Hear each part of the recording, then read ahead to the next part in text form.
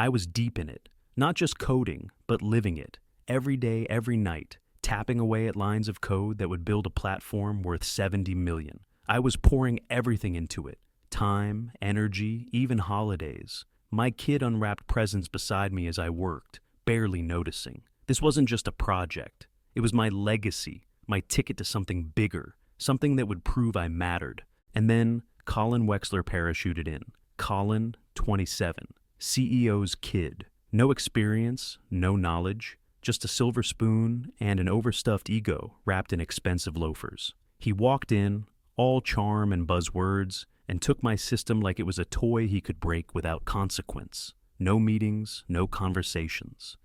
I started documenting everything. I wasn't going to let this slide, not without a record. It didn't take long for Colin to start making his mark. The first meeting he called was a disaster. He stood at the front, talking about synergy loops and gamified compliance, words that had no business being in the same sentence.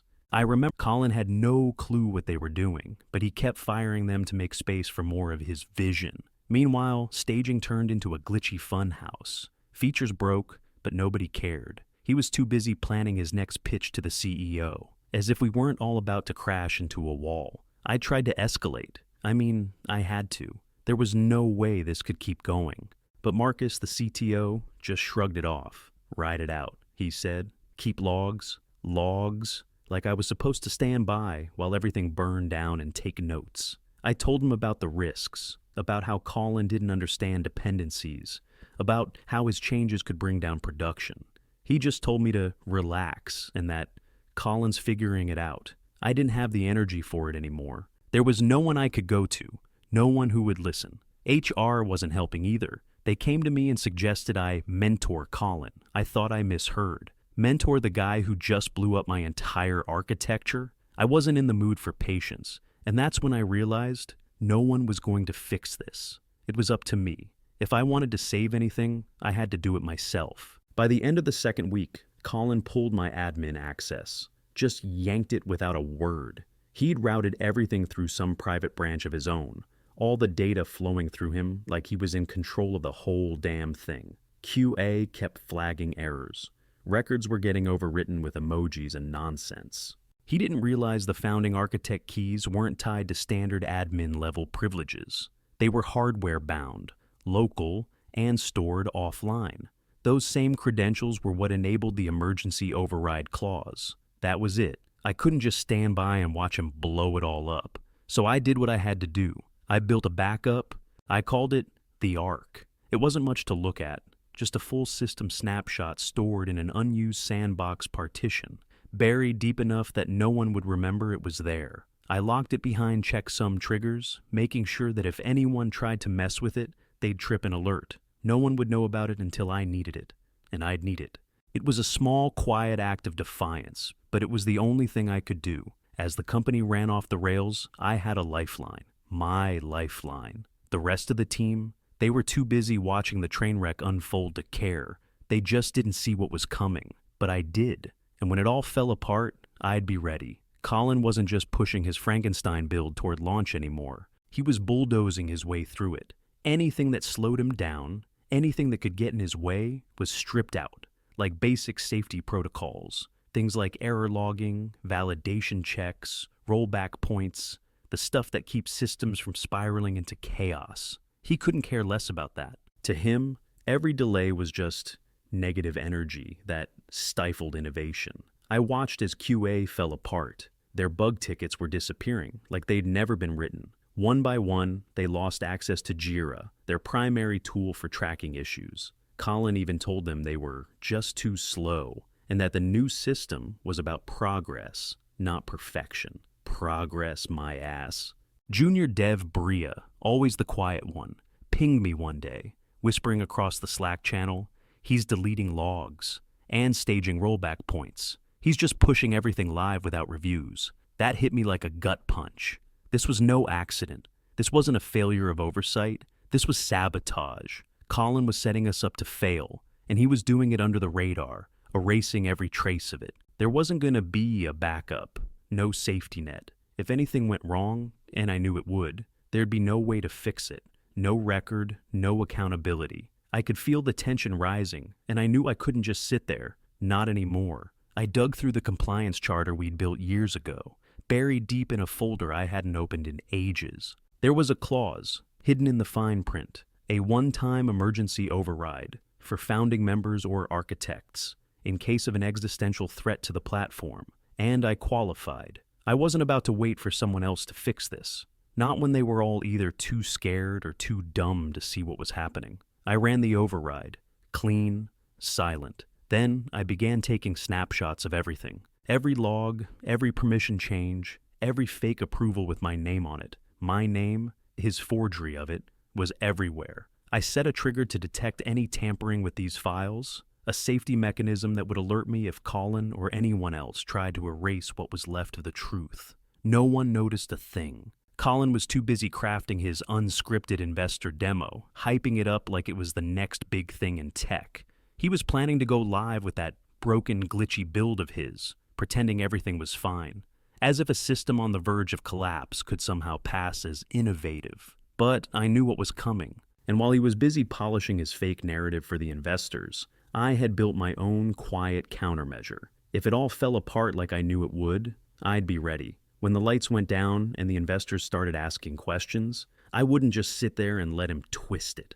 I had everything I needed, every log, every permission change, every piece of evidence that would show exactly who had driven us over the cliff. I wasn't going to be the one who paid for this, not when I'd seen it coming from the start, not when I'd known, deep down, that Colin's vision was just a house of cards ready to collapse. The day of the demo felt like a stage play gone wrong. The company rented this glossy downtown space, all glass and polished concrete, like they were trying to look more important than they really were. Investors filed in, all in suits and holding notepads, eager to see what they were told was the next big thing in compliance tech. The room was buzzing with excitement, at least everyone except me. I sat in the back, no name tag, just blending into the background. I wasn't there to sell anything. I was there to watch Colin screw it all up. And I didn't have to wait long. Greg, the CEO, Colin's dad, kicked things off with his usual act, hyping up his son like he was some kind of genius. "This is a visionary," he said, waving toward Colin like he was the next Steve Jobs. Colin strutted up to the stage, all confidence, like he had invented the internet himself. I almost laughed. He started with the usual buzzwords: synergy, cutting edge, disruptive technology.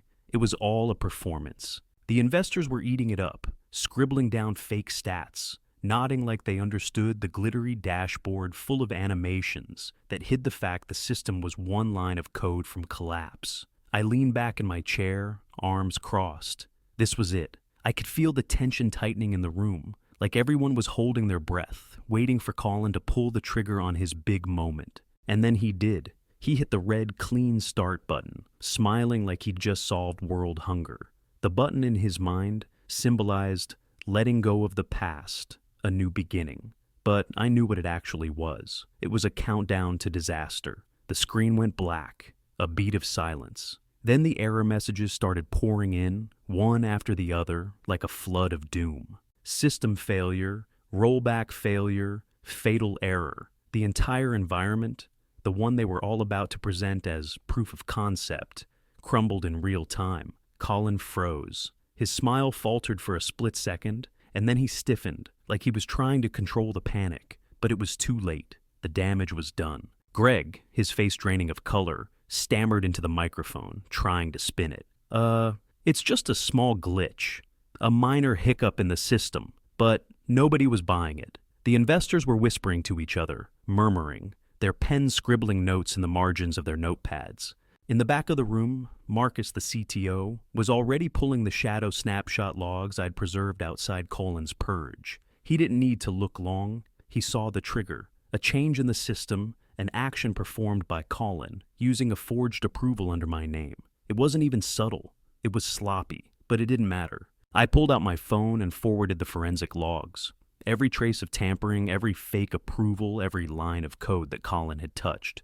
To legal and the board. No one noticed. The room was too busy panicking to pay attention to me. The SEC guy in the corner, though, He was already snapping photos, his camera clicking away like he'd just witnessed a train wreck in slow motion. HR left the room without a word, heads down, embarrassed. It was like they were suddenly realizing they'd just been complicit in something bigger than they'd thought. The silence in the room was thick. Not a sound, just the hum of the air conditioning and the frantic typing of the investors as they realized the visionary they'd been sold was just a house of cards. I leaned forward, eyes fixed on Colin, who was still standing frozen on stage, unable to speak. His unscripted moment was turning into a disaster, and for the first time, I felt a flicker of satisfaction.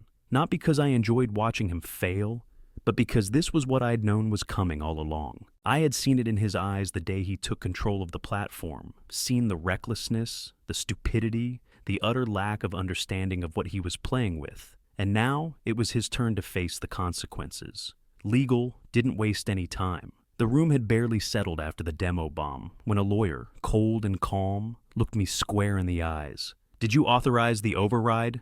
I didn't answer. I just handed him my phone. One tap. That was all it took. The screen flickered for a second before the full export popped up. Everything. The time-stamped and hashed log of Colin's tampering. Every line of code he'd touched. Every fake approval he'd forged under my name. Every server change. It was all there, clean and undeniable. Colin sputtered behind me, his voice rising in panic. "It's not a big deal. I was just speeding things up, cutting down the process. I thought—" "Shut it," the lawyer interrupted. His voice was sharp, final. "We'll handle the rest." Marcus, the CTO, stood beside me, eyes on the screen. He didn't need to say much. A single nod told me he had seen enough. "It's a forgery. His actions are clear." "That's your signature, Travis." Greg's face drained of color. He looked like he'd just been punched in the gut. "Can we salvage it?" His voice cracked as if he already knew the answer. Marcus didn't answer right away. He just stared at the chaos unfolding on the screen. He didn't have to. There was no salvaging this. No fixing what Colin had broken. I stepped forward, cutting through the tension, my voice steady despite everything. "There's a clean build, stable, ready to go." Greg looked like he was about to lose his mind. "Travis, please, you're the only one who can fix this. We'll restore your title, give you full control, whatever you need." I cut him off, my hand already reaching into my bag. I pulled out a portable drive, sleek and small, like a tiny piece of insurance. "It's encrypted. You can lease it. The build's on there." The room fell silent. Everyone turned to look at me, the weight of the situation finally hitting them all at once. They knew what that drive meant. It was the lifeline they were all depending on, the one thing standing between them and complete disaster. I turned to Colin, still standing frozen, his face pale and slick with sweat. I locked eyes with him, slow, deliberate. Term 1, I never see him again. His eyes flickered like he was trying to figure out what I meant. But I wasn't about to explain. He had tried to erase me, tried to rewrite my work, my legacy, but it was clear now. All he had done was bury himself deeper. I wasn't here to rescue him. I wasn't here to clean up his mess. Not anymore. Greg didn't hesitate. He was backed into a corner. I knew he didn't have a choice. He looked at the drive in my hand, the lifeline for the company, and nodded. "Fine, we'll lease it. We'll do whatever it takes." His voice was small now, resigned. There was no bravado left. The house was on fire, and I was the one holding the extinguisher. Everything I had built, every line of code, every decision was now mine to control. The recovery build was mine. The servers, mine. The logic layer, still mine. And the lease, it included licensing fees, payable monthly, no discounts. This wasn't charity. Greg might have wanted to beg some more, but he didn't. I could see, "Travis, are you free for a call next week?" I glanced over at him, noticing the desperate hope in his eyes, the way he was still trying to make this work. The smile I gave him was casual, but the answer was already there, written in the fact that I wasn't going back to them. "Yeah," I said, "I'm free." I had 3 offers waiting for me already. My phone had been blowing up with messages since the demo disaster. This company's problems were about to be someone else's problem. I stepped through the door and glanced back for just a moment.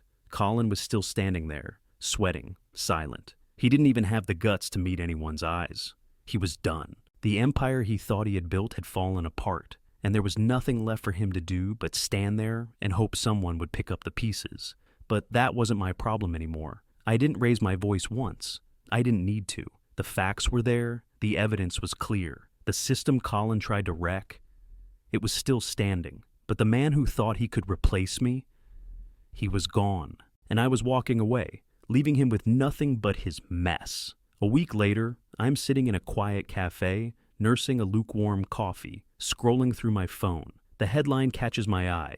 Leadership shakeup at Wex Tech. Colin Wexler out. CEO Greg Wexler stepping back. The words on the screen don't even surprise me. If anything, it's almost anticlimactic. Colin's gone, Greg's scrambling to save face, and the company's left with nothing but the mess they tried to build without me. The company had leased my build, the one Colin thought he could replace with buzzwords and a broken dashboard. I set the terms. Monthly payments, no discounts.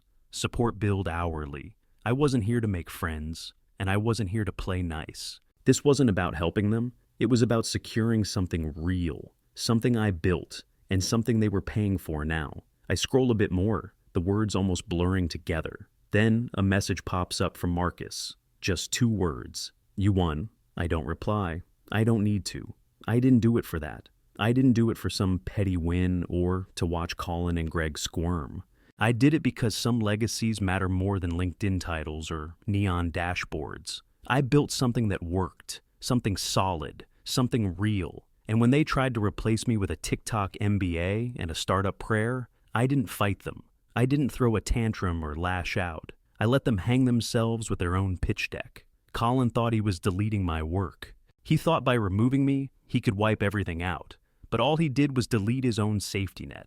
I'd known the whole time that when the house of cards came down, I'd still be standing. Now, they rent my arc like it's their only lifeline. Every month the payment comes through, to the guy they tried to erase. It's not revenge, it's rent.